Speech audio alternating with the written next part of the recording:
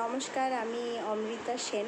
আমি দেবস্মিতার কাছে রেকি শিখছি 2023 থেকে। আমি ওর কাছে রেকি শিখতে এসেছিলাম একটা বিশেষ কারণ তখন আমার বাবার ক্যান্সার ট্রিটমেন্ট চলছিল।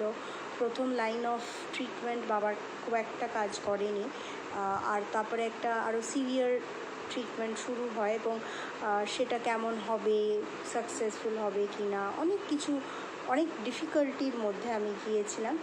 তো আমি এটুকু বলতে পারি সংক্ষেপে যে ওই যে ট্রিটমেন্টের যাত্রাটা আর খুব সহজ হয়নি, খুব যে স্মুথ হয়েছে তা হয়নি, কিন্তু প্রতি মুহূর্তে একটা প্রোটেকশন আর একটা ওয়ে আউট টু রিকভার, সুস্থতার পথে।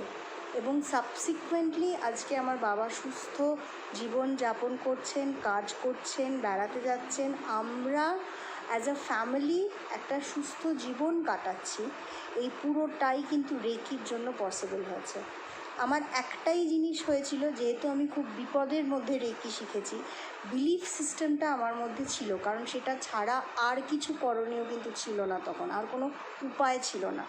সেই জন্য সেইভাবেই বোধহয় রেকি কাজও করেছে, কারণ রেকিটা তো বিলিফের ওপরে খুব বেশি কাজ করে। বিশেষ প্রশ্ন, ক্রস কোয়েশ্চেন, লজিক, এটাতে রেকি কাজ করে না। সেটা শিখিয়েছিল এই বিপদের সময়।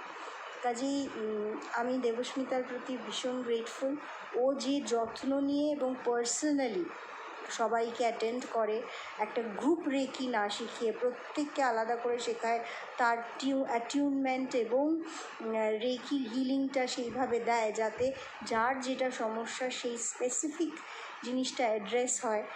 এক একটা সিম্বলের এক একটা ইউসেজ, যেটা অন্য কোনো রেকি গ্র্যান্ডমাস্টার সাধারণত বলে না, সেটা কিভাবে নিজের বিশেষ সমস্যার সলিউশন করা যায়, এই জিনিসটা দেবস্মিতা যেভাবে শেখায়, আমার মনে হয় না যে আর কোনো রেকি গ্র্যান্ডমাস্টার যারা অনেক প্রফেশনালি অনেক টাকা পয়সা নিয়ে করে তারা এইভাবে করে।